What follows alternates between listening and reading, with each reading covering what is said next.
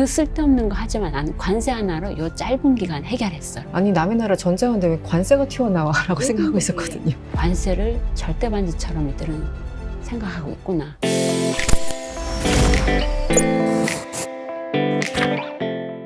니케이와 인터뷰를 베센트가 패스 잠깐 했는데 재밌더라고요. 뭐 아이스 큐브 이런 표현을 썼나 봅니다. 이제 그 맞아요. 관세라는 게 앞으로 사실은 이제 얼음 녹듯이 언젠간 사라질 거야. 뭐 이런 얘기를 했는데 일본과 관세 협상 이후에 한 인터뷰죠. 어떤 맥락이었는지 좀 해석을 해주시겠어요? 이 베센트 얘기만 들으면 안 되고 아까 얘기했던 또 그리어 기고문하고 베센트의 니케 인터뷰하고 같이 좀 봐야지 좀 아기가 맞아져요. 그리어가 그 마가주의자들의 그 세계관을 그냥 적나라하게 드러내는 모습이 보이거든요. 이게 웃긴 건데 턴베리 시스템이라는 표현을 썼어요. 왜 턴베리인지? 왜 턴베리일까요? 처음 그 협상을 그 합의한 거는 일본이잖아요. 장소는 워싱턴이에요. 네, 맞습니다. 근데 턴베리를 얘기하면서 이유를 끌어왔어요. 네. 왜일까요? 트럼프의 엄마가 어디 출신인지 아세요? 아버지는 독일계. 독일계인데 트럼프 엄마는 스코티시예요. 본인은 자기 엄마가 스코티시라는 걸 되게 자랑스럽게 생각하고 스코틀랜드 가면 내 고향에 왔다라고 얘기를 해요. 네. 사실은 미국이 영국이랑 첫 협상을 타결을 하고 10%를 준 그 이면에는 트럼프에게 영국은 특수관계의 나라예요. 근데 왜 턴베리냐? 네. 스코틀랜드에 트럼프가 골프장을 갖고 있어요. 골프장 이름이 턴베리예요. 턴베리 시스템 앞에 턴베리를 붙여서 워싱턴도 아니고 자기 골프장 선전을 하는 거죠. 역사의 길이 남을 계속 인구에 회자될 이름을 하나 만들어 놓은 거예요. 놀랍죠? 역시 트럼프다. 그 다음에 또 하나 제가 놀란 표현은 네. 글로벌 트레이드 오더를 새로 만든다도 아니고 만들고 있다도 아니고 remade, 과거형을 썼어요. 만들었다. 완료형으로. 네. 끝냈다라고 얘기를 하는 거죠. 네. 이걸 보면서 그들의 머릿속에서는 이제 40년 수건 사업 끝냈다. 일단락 됐다. 그렇죠. 일단 됐다라는 사고를 확실하게 갖고 있구나라는 네. 거를 느꼈고, 근데 WTO가 문제가 많았던 건 맞아요. 164개국 회원들이 다 만장일치로 결정을 내려고 하다 보니까 쉽게 안 됐죠. 그 쓸데없는 거 하지만 나는 관세 하나로 요 짧은 기간 해결했어 라는 것을 자랑을 하고 있죠. 관세를 절대반지처럼 이들은 생각하고 있구나. 그 다음에 베센트가 니케이랑 인터뷰한 거를 보면은 거기서도 참 주목할 만한 내용들이 좀 많이 들어가 있는데 저는 이걸 보면서 우리가 경제안보라는 얘기를 많이 하잖아요. 트럼프의 시야에서는 경제안보는 사라졌다. 뭐다? 경제책략. 이게 한국어로는 되게 어려운 표현인데 이제 영어로는 Economic Statecraft라고 써요. 이거는 뭐냐면은 경제를 수단으로 한 나라가 얻고자 하는 대외적인 그 모든 목적을 달성하기 위해서 수단을 군사적인 수단이 아니라 경제적인 수단을 쓰는 거죠. 제가 말하는 것은 경제 책략은 상당히 공격적인 부분, 그 다음에 수비적인 부분을 다 포괄해요. 근데 경제 안보는 이코노믹 시큐리티는 다분히 그 보호주의적이고 방어주의적이에요. 누가 나를 공격하려고 할 중국에서 사드 보복을 하려고 한다든가 뭐 공급망으로 누가 일본이 수출 규제를 한다든가 했을 때 그러지 않도록 방어적으로 지키고 보호하는 그런 수동적이고 방어적인 개념이거든요. 근데 지금 미국이 하는 것은 경제안보라는 표현을 쓰지만 이건 더 이상 경제안보가 아니죠. 경제 책략으로 유용한 수단으로 관세를 쓰겠다라는 그 선언이다라고 저는 이해를 해요. 관세가 일종의 절대 반지가 된 듯한 느낌입니다. 전 맞아요. 굉장히 좀 흥미로웠던 게 얼마 전에 태국하고 캄보디아하고 뭐 약간 전쟁이 있었잖아요. 그때 관세 때릴 거야. 빨리 전쟁 안 멈춰. 그래서 아니 남의 나라 전쟁하는데 왜 관세가 튀어나와? 라고 생각하고 있었거든요. 러시아도 휴전 안 하면은 뭐 100% 관세 뭐 세컨더리 뭐 생션 할 거야 뭐 이렇게 얘기했는데 그 맥락에서 딱 이해가 되는. 그렇죠. 경제 책략의 가장 확고한 수단으로 관세를 이해하고 있다라는 게 잘 드러나고 그 다음에 그럼에도 불구하고 이런 얘기도 해요. 경제안보는 곧 국가안보 그 자체다. 하지만 제가 봤을 때는 이거는 더 이상 경제안보보다는 경제책략 내지는 좀 더 나아가서 경제적 강압 그런 양상을 보이고 있다. 또 하나 제가 가장 관심 있게 본 표현은 이런 말 합니다. 역사적으로 미국에는 동맹이라는 경제적 라이벌과 구소련이라는 군사적 라이벌이 있었다. 달랐다라는 거죠. 그러나 오늘날 중국은 경제적으로 군사적으로 최대 라이벌인 새로운 존재다. 구냉전 시대에는 사실은 거의 경제적인 교류가 없었죠. 소련하고는. 그래서 안보적으로만 라이벌이었고 경제적으로는 엮일 게 없었어요. 네네. 더 이상. 그래서 맨날 일본 때리고 했었던 거죠. 네네. 지금은 안보적으로도 경제적으로도 최대 라이벌, 숙적 중국에 있다. 그 중국을 때리기 위해서 우리는 관세를 가지고 이렇게 하고 있다라는 얘기인 거죠. 그럼 베센트가 이렇게 말하는 거와 똑같이 트럼프도 생각하고 있을까? 일단 트럼프의 궁극적인 목표, 이번 뭐 관세를 도입하는 데 있어서 여러 가지 목표가 있겠지만 기본적으로 무역 적자를 줄여야겠다. 이건 이제 알겠어요. 그리고 또 늘 얘기하는 거, 제조업 부흥을 다시 일으키겠다. 이거지 않습니까? 네. 그런데 그 제조업 부흥이 트럼프가 원하는 만큼 잘 될까요? 쉽지 않을 거라고 봐요. 이미 미국은 제조업을 할 만한 인프라가 너무 많이 무너져 있고 네. 인건비가 너무 비싸고 그리고 아이러니하게도 이렇게 관세를 많이 부과를 해버리면은 수입 물가가 올라가죠. 그렇죠. 그러면은 수입에 의존하고 있는 많은 중간재의 가격이 올라가면은 완성재의 가격도 올라가고 미국의 생산 비용이 안 그래도 인건비가 비싼데 생산비 자체가 올라갈 수밖에 없는 거거든요. 네. 단적으로 자, 아직 2, 4분기는 실적이 안 나왔는데 1, 4분기에 이렇게까지 관세를 부과를 하면서 미국으로 제조업을 불러들이겠다라고 의기양양하는데 그럼 1, 4분기에 외국인 직접 투자가 늘었어야지 정상이죠. 네. 근데 줄었습니다. 아. 2022년 이래 최저 수준이에요. 이것이 의미하는 바는 뭘까? 사람들이 아직은 불안해서 거기에 투자를 못 한다라는 거죠. 어떻게 바뀔지 네. 모르니까 타코라는 별명도 있잖아요. 네. 28번 번복을 했어요. 관세 관련해서. 네. 또 세는 사람이 있더라고요. 그러다 보니까 해외에서 그러면은 이제 미국에 가서 생산할 수밖에 없네 라고 말하기보다는 그리고 이런 말까지도 해요. 그래 25%라면은 들어가겠는데 15% 애매하네. 네, 애매하네 라는 얘기를 하고 있고 네. 또 하나 더 중요하게 우리가 좀 지적을 할 수밖에 없는 것은 자 그러면은 그 이전에 바이든 시기도 그렇고 그 이전에 트럼프 시기에는 어땠을까? 외국인 직접 투자가 조금 늘었다. 자 그러면은 무역 적자가 줄었어야죠. 그렇죠. 안 줄었어요. 왜냐? 왜일까요? 예전에는 완성재만 네. 수입을 했는데 이제 완성재를 국내에서 만들려고 하면은 더 많은 중간재를 수입을 해야 되는 거예요. 예를 들어 자동차 한 대를 만들었는데 부속의 한 60%가 다 네. 수입한 그렇죠. 거야. 네, 중국이나 네, 한국 네, 이런 네, 데서. 네. 그 말씀. 그런 거죠. 그래서 제조업 부활이 쉽지는 않을 거다. 단적으로 조선만 하더라도 이제 마스카 프로젝트 얘기하고 있잖아요. 네. 조선 생산 비용이 한국의 6배 정도가 돼요. 6배요? 네. 과거에 비해서 관세가 너무 높아졌기 때문에 과거보다 분명히 그 관세 장벽을 타고 들어가서 생산하려고 하는 유인이 과거보다 클 수는 있어요. 그래서 좀 더 예의 주시해 볼 필요는 있는데 과연 될까라는 거. 플러스 트럼프의 저런 오락가락 행보, 그 다음에 트럼프가 정말로 원하는 게 뭐야? 잘 모르겠는 거예요, 저조차도. 네. 네, 이런 것들이 있어가지고 저는 글쎄요, 한 1, 2년은 더 네. 지켜봐야 되지 않을까 라는 생각이 듭니다. 그러니까 원하는 게 아주 단순한다면 무역 네. 적자를 해소하는 거, 줄이는 거고 제조업을 부흥시키겠다는 건데 지금 둘 다 잘 될까? 네. 이런 생각이 네. 들고 또 인플레이션 우려도 분명히 네, 있는 거지 그렇죠. 않습니까? 네. 그래서 최근에 뭐 CPI 뭐 소비자 물가 지수는 그나마 좀 누른 것 같은데 그 생산자 물가 그렇죠. 지수요? PPI. 네. PPI는 생각보다 예상치보다 많이 몇 배 올랐어요. 올랐다고 해서 이거 안 좋은 징조야 뭐 이런 이제 얘기도 선행 지표죠. 근데 소비자 물가 지수 앞에 생산자 물가 지수가 오르면은 한 1, 2개월 있다가 이제 소비자 물가 지수가 오르는 거고 또 그 안에서 이제 더 조심해서 봐야 되는 게 CPI도 그렇고 코어, 그러니까 에너지하고 그 농산물 네네. 뺀 거 놓고 봤을 땐 더 올랐거든요. 아. 네, 그래서 벌써부터 조금 조짐이 보이고 있고 네.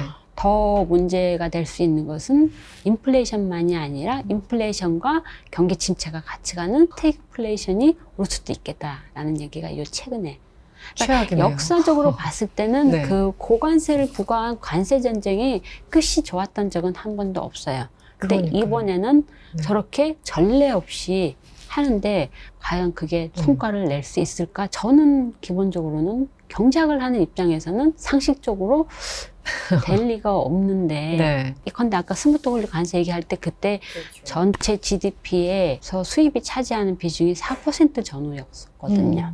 근데 지금은 한 12% 전후거든요. 그리고 무역액이 얼마냐보다 더 중요한 것은 그 공급망 안에서 미국이 자기 완결적으로 만들어내는 게 얼마나 되느냐라고 했을 때 쉽지 않죠. 단적으로 자동차 같은 경우 멕시코에서 미국에 판매하는 것 중에 40% 이상이 멕시코에서 들어오거든요. 그래서 이런 것들을 과연 다 만들어낼 수 있을까 저는 쉽지 않을 거라고 봐요.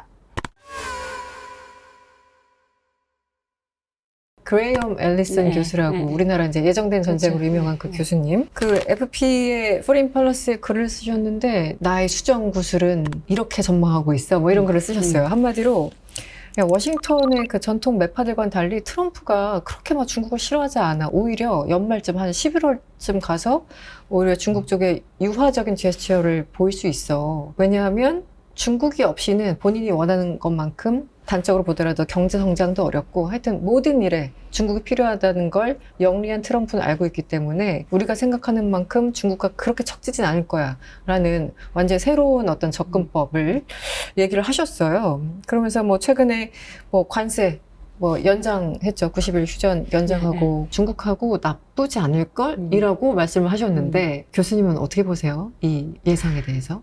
제가 이런 얘기를 한번 해볼게요. 존 볼튼 예전에 그 일기 때 백악관 NSC에 보좌관 하면서 서로 결국엔 나중에 안 좋게 헤어졌죠. 트럼프가 이제 대선에서 이기기 전에 일본에서 이제 책을 같이 냈는데 여러 사람들이랑 인터뷰를 한 거에 무슨 얘기가 나왔냐면 트럼프는 동맹의 의미를 모른다. 그에겐 나라를 위해서라는 발상이 없다. 항상 자신에게 무엇이 이익인지만 생각한다. 그는 미국의 헌법과 제도에 치명적인 위협이 되지 않을 것이다. 단 왜냐? 생각보다 미국의 헌법과 제도는 충분히 강인하다. 이제 한 문장으로 되어 있는 거 아닌데 이제 제가 좀 찝어 왔습니다. 둘이 사이 안 좋게 헤어지기 때문에 조금은 좀 깎아서 들어야 될 부분이 있지만 저는 지금의 트럼프를 이해하는데 조금 힌트를 준다라고 생각하거든요. 트럼프는 국가 경영을 사업하듯이 해요. 기업 경영하듯이. 마이너스 있으면 안 되는 거예요. 그리고 무조건 이익을 내야 되는 거예요. 그 외에 어떤 가치라든가 어떤 외교의 문제라든가 이런 거는, 이런 복잡한 거는 생각하고 싶지 않아요. 그리고 자기가 주인공이 돼야 되고, 이런 사람이 대통령이 되어 있어요. 저는 엇갈리는 신호라는 생각이 드는데, 펜타곤 주변에 대표적으로 미국의 지금 어떤 경제 안보를 끌어가는 상당히 중요한 인물로 얘기되는 엘브리지 콜비 국방부 정책차관은 중국은 우리한테 가장 중대한 위협이다 라는 얘기를 하고 있고, 마코 루비오 같은 국무장관도 같은 얘기를 해요. 그런데 트럼프의 언행을 보면은 전혀 아니거든요. 그럼 우리는 뭐가 맞아? 라고 헷갈릴 수 있는데 저는 뭐가 맞아가 아니라 둘 다가 맞다. 그게 지금의 그 복잡한 정신사나운 미국을 있는 그대로 보여주는 거다라고 이해를 하거든요. 그래서 아까 지금 중국 얘기를 하셨는데 미중 관세를 90일 휴전을 계속 3번을 했어요. 이것이 의미하는 바는 사실은 그러니까 트럼프가 중국을 좋아서라는 부분도 있지만 그 밑에 깔린 저변에 깔린 경제적인 맥락도 이해를 해야 되는 게 중국은 너무너무 확고한 급소, 초크 포인트라고 하죠. 지구 있죠. 히토류, 핵심 광물. 이게 다른 데도 아닌 무기를 만드는데 이게 없어서 못 쓰게 되는 상황이 왔기 때문에 굴복할 수밖에 없었어요, 미국은. 그걸 모르고 건드렸다라는 게 나이브했던 거죠. 그리고 틱톡 같은 경우도 틱톡을 욕하는 민주당의 대통령 후보조차도 틱톡을 개설을 했어요, 후보로 나가면서. 해리스 말씀하시는 거예요? 틱톡에 대한 어떤 젊은 층의 어떤 소구력이 상당하죠. 엄청나기 때문에 섣불리 못 건드리는 부분이 있는 거예요. 국내 정치도 있어서. 이런 부분이 있고 또 하나는 아까 좀 얘기가 안 나왔었는데 아이파, 국제 긴급 경제 권한법.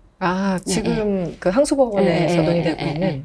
그게 7월 31일 날 구두 변론이 정해져 있었어요. 왜 이렇게 상호관세 협상을 서둘렀느냐. 트럼프가 사실은 중국과도 연결되는 거고 다 다른 나라하고도 연결되는 게 1심에서는 정부가 패소했죠.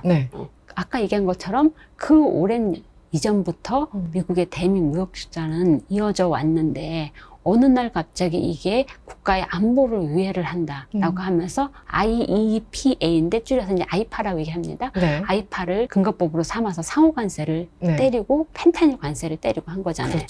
그래서 1심에서 패소됐고 즉각 항소를 해서 항소가 시작이 되면서 그 구두 변론을 하는 날이 7월 31일이거든요.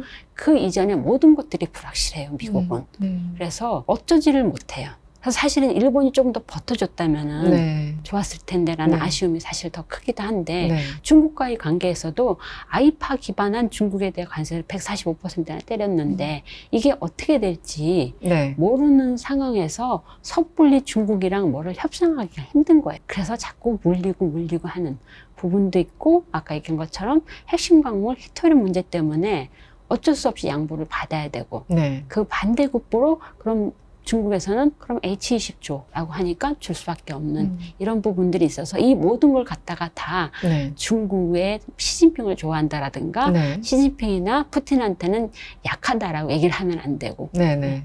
그럼에도 불구하고 분명히 트럼프 그 개인은 스트롱맨에 대해서 갖고 있는 강한 어떤 그 존경심이라는 게 있어요. 시진핑이나 트럼프나 김정은이랑 친하다라고 얘기를 많이 하잖아요. 네. 네. 그리고 자기만이 그들과 상대할 수 있고 자기만이 그들과 협상해서 뭔가를 끌어낼 수 있다라고 생각을 하는데 그러면 그들은 반대로 트럼프를 어떻게 생각할까? 존 볼턴은 그렇게 얘기를 해요. 트럼프를 가장 상대하기 쉬운 상대라고 네. 네. 본다. 왜냐하면 막 칭찬해주고 아부해주면 좋아하고 그리고 업력이 차이가 나잖아요. 업력의 차이. 업력이 비교가 안 되잖아요. 기본 10년, 20년 그렇죠. 한 사람들. 네. 푸틴이 우크라이나를 침략한 거는 돈의 문제가 전혀 아니거든요. 그거는 경제가 아니거든요. 그렇죠. 주권 얘기하고 영토 얘기하고 역사 역사 얘기하고 얘기하고. 이런 것들이 트럼프의 시야에서는 그의 세계관에서는 이해가 안 되는 부분이 있는 거죠. 그런 스트롱맨에 대한 선망, 동경이 있긴 하지만 적어도 제가 봤을 때는 구도를 봤을 때는 경제적으로 어쩔 수 없는 부분이 네.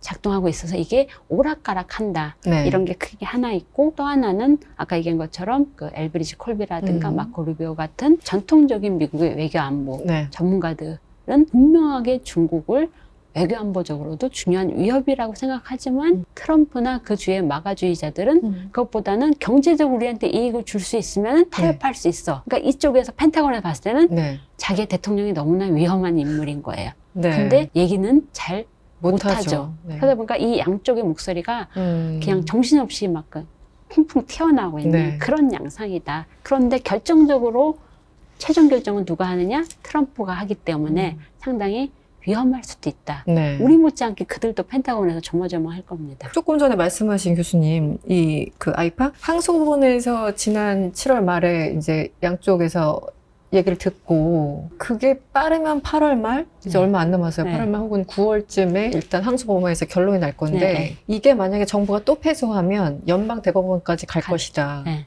그런데 연방 대법원으로 넘어가면 또 한참 걸려서 이게 네. 언제 결정난지 모른다. 네. 여기까지 맞는 건가요? 그럼에도 불구하고 이제 한국까지 가는 게 아마 늦어도 내년 상반기에는 결정이 나지 않을까라는 얘기를 하고 있어요. 근데 이게 엄청나게 중요한 지금 우리 이유가 관세염세 그렇죠. 해가지고 이 네. 난리가 났는데 네. 그 상호관세, 국별관세 전부 다 그 기반이 이 법이기 이거거든요. 때문에. 트럼프 행정부가 이게 위헌 소지가 있다는 걸 모르냐? 알죠. 알고 있죠. 네. 알고 있어서 그러면 어떻게 하느냐? 플랜 B를 다 생각하고 있죠. 그게 바로 232조 품목관세입니다.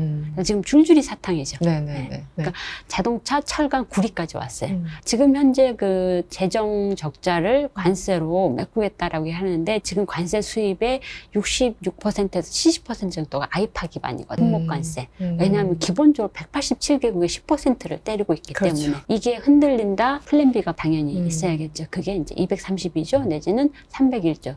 근데 이제 301조 같은 경우도 한계가 있기 때문에 이렇게 그 상호관세처럼 절대반지처럼 그 쓸 수가 없어서 그냥 대통령이 우리 지금 비상이야 이러면 그렇죠. 이제 바로 쓸 수 있는 네. 칼인데 네. 그 232조만 하더라도 뭐 270일 동안 있고, 보고서를 올려야 되고 이 시간이 네. 걸리니까 이게 성질 급한 사람은 못 참고 네. 있는 거잖아요. 성에 안 차죠. 그런데 그럼에도 불구하고 만약에 아이파가 어쨌든 항소법원에서 안 좋게 끝난다면 그래도 플랜 B로 무역확장법 232조도 쓸 수 있고 뭐 슈퍼 301이라고 하는 거 다 카드는 준비돼 있을 것이다. 네, 그래서 임기 내에는 네. 어쨌든 관세가 유지될 것이다. 네. 이렇게 봐야 되나요? 그 전에 네. 자 아이파 최종적으로 위헌 판정이 난다, 판결이 난다. 그러면은 그 다음에 기다리고 있는 게 뭘까? 이거는 그 당안에 받은 관세를 환급을 해줘야 돼요. 아 맞아요. 네. 환급해줘야 된다고 환급을. 하던데. 네. 근데 일이 그러면은 너무 커지네요. 문제가 커지는 네. 거죠. 그래서 이제 행정부가 뭐라고 읍소를 하냐면은 이거 우리 다 토해내야 되는데 우리 이거 다 우리 죽어. 보고 죽으라는 거냐. 어때? 절대 안 된다라고 네, 네. 이제 매달리고 있는 건데 네. 단 관세는 누가 물죠? 수출업자가 아니라 수입업자가 무는 거라서 우리랑은 해당 사항은 없죠, 직접적으로는. 그러나 그 아이파를 기반으로 우리한테 얻어낸 양보가 있잖아요. 그럼 그걸 어떻게 할 것이냐? 우리도 준비를 해야죠. 그러네요. 딜을 했으니까 15% 해주는 대신 우리 이거 해줄게, 이런 모든 것들이 틀이 완전히 흔들려 버리는 상황이 됐네요. 근데 이제 저는 반농, 진농 이제 주위 사람들하고 그런 얘기까지 했어요. 뭘 하든 상상 이상의 모습을 보여주는 그가 이게 위헌이라고 판결이 나도 무시하고 그냥 갈 가능성은 과연 제로일까? 슬픈 얘기를 이렇게 너무 오랫동안 지속되다 보니까 웃으면서 하게 됩니다. 상당히 고통스러운 상황이죠. 우리 경제도 그렇고. 근데 그게 무서운 거예요. 트럼프는 내성을 만들고 있다라는 거예요. 그러니까. 예컨대 4월 2일 날 상호관세 부과했고 4월 9일 날 발효한다고 했는데 그날 국제금리가 급등하면서 시장이 패닉을 보였죠. 그 후에 트럼프는 어떤 전략을 썼느냐 하면은 7월에 서한을 보낼 때 어떻게 보냈죠? 개별적으로 보냈죠. 따로따로. 그리고 작은 나라들 먼저 보내고 순서가 맨 나중에 EU가 왔어요. 마지막에 EU였던가요? 그게 시장의 그 쇼크를, 충격을 줄이기 위해서 내성을 키워주기 위해서 이런 식으로 하면서 이번에 결국 7월 31일 날 상호관세 발효 시작을 하고 8월 7일 발효가 됐지만 시장에서 그만큼의 패닉은 없었거든요. 내성을 키워주겠다는 게 무서운 거예요. 그 무질서함 가운데 트럼프는 나름의 계획이 있었다. 그렇죠. 그래서 이런 패턴들이 계속 연속될 것이다. 3년 반 동안 앞으로. 그러니까 그것도 그러니까 하나로 정리하려고 하면 안 된다고 봐요. 무질서함도 있고 용의주도함도 있고 둘 다 있어서 이게 언제 어느 때 튀어나갈지 모르는 거예요. 그래서 더 불확실성이 커지는 거죠. 어떨 때는 너무너무 용의주도해 보이는 거죠. 예컨대 이런 겁니다. 저는 뭐를 세고 있었냐면은 개별적으로 서한을 보낼 때 각기 다른 나라에 보내는 관세율이 몇 개나 종류가 될까. 세봤더니 19개인 거예요. 어떤 나라는 10%, 어떤 나라는 뭐 19, 뭐. 저는 그걸 딱 보면, 할 생각이 없구나. 다자무역 질서를 저렇게 파괴하고, 저렇게 국가별로 저렇게 각기 다른 관세를 한다는 것은 저거 실제 부과할 생각이 없구나. 라고 봤거든요. 근데 최종적으로 15%, 뭐 10% 하면서 11개로 줄었어요. 근데 제가 세보면서 계산했던 것은 할 수도 있겠구나. 오래 갈 수도 있겠구나. 정리하고 있구나. 라는 생각이 들었던 거죠. 그 리버레이션 데이 뭐 해방의 날 하면서 숫자가 어마어마했고 막 숫자도 너무너무 달랐고 과연 저게 진심이었을까? 물론 이제 4월 9일 날 이제 유예하면서 약간 일단락 되긴 했습니다만 그렇다면 4월 1일 날 그 판때기는 진심은 아니었을 것이다? 뭐 어떻게 봐야 됩니까? 그것도 제가 한번 세봤습니다. 4월 2일 날 다른 나라는 너무 많아서 그 제일 중요한 무역투자 적자 기준으로 5개 나라를 세어봤을 때는 4월 1일 날 부과된 관세 평균이 28%예요. 그러다가 7월 초에 막 개별적으로 서한 보낼 때 이게 30%까지 올라가요. 그러다가 이제 7월 말에 확정됐을 때는 19%가 돼요. 그러면 어떤 느낌이 들죠? 28% 너무 세. 그러다가 30 더 세. 그러다가 19 깎아줬네. 깎아줬다라는 착시 현상을 일으켰다라는 거예요. 근데 이게 전체로 보면은 그 187개국 다 합쳐서 봤을 때는 31%예요. 4월 2일 날. 그러다가 7월 초에는 또 31%, 7월 말에는 26%. 근데 이제 너무 많은 나라를 대상할 때 그 전체를 다 볼 수는 없지만 이거는 좀 얘기를 할 수 있을 것 같아요. 처음에 187개국을 대상으로 10%를 했잖아요. 그 187개국의 면면을 좀 살펴볼 필요가 있어요. 일단 숫자로 보면 187이라는 숫자가 딱 감이 안 오죠. 유엔 가입국 정도랑 비슷하네요. 약간 어떤 나라에까지 갔느냐.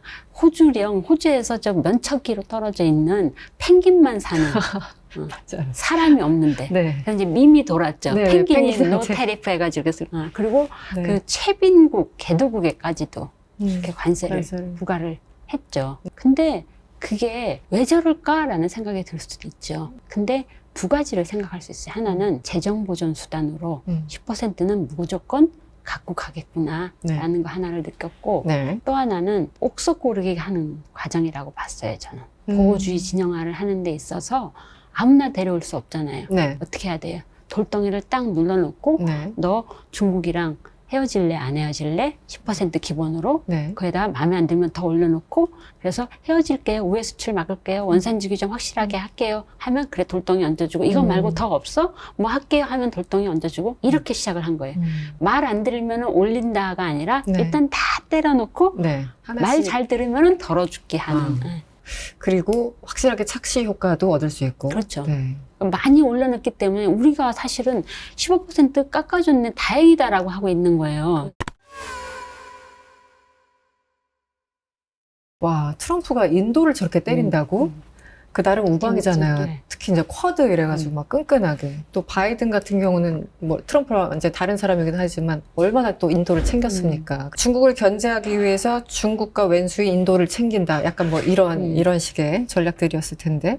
최근에 러시아 오일을 산다는 이유로 25% 그리고 말 안 들으면 3주 뒤에 25% 추가 관세 때릴 거야 이러면서 엄청나게 압박을 하니까 인도의 주요 장관들이 중국을 방문하기 시작했어요. 이게 참 국제관계라는 게 재밌더라고요. 일단 통상 관점에서 봤을 때 인도의 25, 50 이렇게 협박하는 이유 어떻게 보고 계세요? 그 전에 우리가 잘못 오해하면 안 되는 게 인도가 친미 국가일까요? 인도는 비동맹이잖아요. 그렇죠. 비동맹이죠. 제가 아까 이제 보호주의 진영화를 얘기하면서 인도를 예를 들었는데 실은 인도는 미국보다 러시아랑 훨씬 친한 나라예요. 인도는 러시아의 무기를 가장 많이 사오는 나라고. 그런데 중국과의 관계를 생각해 봤을 때는 어쩔 수 없이 또 미국과 친해야 되는 그런 입장이다라는 것을 전제로 하고 그거보다 더한 게 있습니다. 인도가 뿔났어요. 최근에. 트럼프가 인도 모디 총리한테 전화를 해가지고서는 우리 만나자 해가지고 초대를 했어요. 초대를 해놓고 그날 트럼프가 누구와 1대1 식사를 했느냐. 파키스탄의 고위 군부 인사와 1대1 독대를 하면서 밥을 먹었어요. 역사적으로 그런 일이 없다고 하더라고요. 없어요. 모디 총리가 어떻게 했을까요? 나 안 가. 안 가. 나 미국 안 가. 화를 냈어요. 이런 일도 있었고 요즘에 보면은 인도한테 왜 저러지? 인도 거기는 데드 이코노미야, 뭐 죽은 경제야, 뭐 이런 식으로 하니까 이제 펜타곤 주변에서는 기가 막힌 거죠. 인도한테 저러면 안 되지. 중국을 견제하려면 제일 중요한 우군이 인도인데 왜 저렇게 하지? 라고 얘기를 하는데 몇 가지 이유가 있습니다. 일단 단기적으로 인도가 러시아의 원유를 헐값에 사다가 너무 재미를 많이 보고 있죠. 그거에 대해서 미국은 이전부터 사실은 조금 묵인을 했어요. 왜냐하면 러시아에 대해서는 인도와 러시아의 특수관계를 알고 있기 때문에 오케이, 그 둘의 관계는 내가 눈 감아줄게. 하지만 중국에 대해서는 확실하게 너 우리 편에 서야 된다. 뭐 이런 정도의 암묵적인 합의가 있었는데 이게 너무 도가 지나치니까 그러니까 심지어는 중국도 러시아의 원유를 많이 사갔어요. 근데 중국은 뭐라 했냐면 우리는 사서 썼지 되팔지는 않았어. 근데 인도는 러시아의 원유를 도매로 싸게 떼다가 유럽에다가 소매로 팔았어요. 그 포인트가 있었죠. 그래서 1%가 30% 늘어났다는 게 바로 그 지점이군요. 그래서 미국이 EU한테 니네 그럴 수가 있어? 그러니까 아니야, 우리 안 샀어 라고 뭐 얘기하기도 하고. 그래서 이제 미국과 러시아가 알래스카에서 회담을 하면서 푸틴을 알래스카로 불러들이는데 인도가 사들이는 그 원유를 관세를 세게 때려서 못 사오게 하는 거. 그러면 푸틴의 입장에서는 그만큼 이제 전비 조달이 어려워지는 이런 문제가 있어서 그렇게 했다라는 게 있는데 그것만 보면은 안 되고요. 좀 더 길게 봤을 때는 브라질도 마찬가지고 인도와 브라질이 어디에 속해 있죠? 브릭스. 그 브릭스가 제가 아까 얘기했던 보호주의 진영화의 그 미측의 보호주의 진영의 대척점에 있는 데가 브릭스잖아요. 그런데 쏠쏠찮게 요 최근에 브라질이 무슨 얘기를 했느냐? 브릭스 공동통화를 만들겠다. 라고 하는 거에 대해서 인도는 기본적으로 썩 좋아하진 않아요. 그리고 인도는 사실은 웃기잖아요. 브릭스에 인도하고 중국이 같이 들어가 있다라는 게.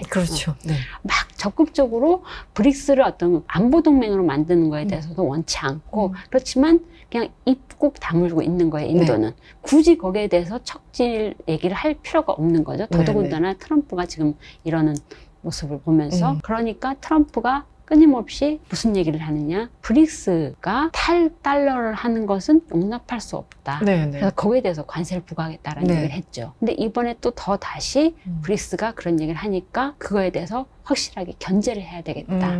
그게 브라질에 대한 견제, 인도에 대한 견제로 또 나타나는 거라서 단기적으로는 러시아 원유 사는 거에 대한 어떤 불만 표시도 있지만 네. 좀 더 길게 봤을 때는 인도 너 확실하게 누구 편에 설래? 라고 하는 것들을 종용하는 그런 측면도 있다라는 네. 걸 좀 같이 봐야 된다라는 네. 얘기를 하고 싶어요. 인도가 단순히 그것만 하는 게 아니에요. 그 스위프트라고 아시죠? 네네. 미국 결제망 그 대안도 인도는 만들고 있어요. 아직은 뭐 루피아로 뭐 어떤 국제 거래를 한다라는 것은 뭐 비중은 거의 뭐 의미 없는 수준이기 때문에 네. 의미가 없지만 어쨌든 SFMS라고 해가지고 스트럭처드 파이낸셜 메시지 시스템이라는 걸 인도가 독자적으로 네. 만들고 있어요. 인도도 그것뿐만이 아니라 러시아하고 원유 거래할 때는 달러 매개하지 않고 직거래를 해요. 루피하고 루블.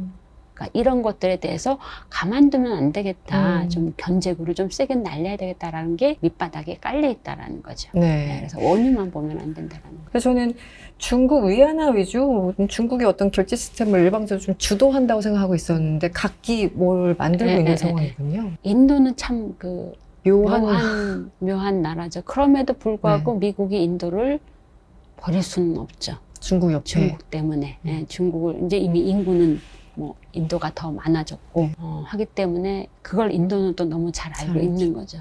부럽죠. 네, 지금까지 대구대학교 김양희 교수님과 함께 이 트럼프가 벌이고 있는 관세 전쟁의 기원과 맥락 또 의미까지 두루두루 입체적으로 잘 살펴봤습니다. 교수님 오늘 말씀 고맙습니다. 네, 감사합니다.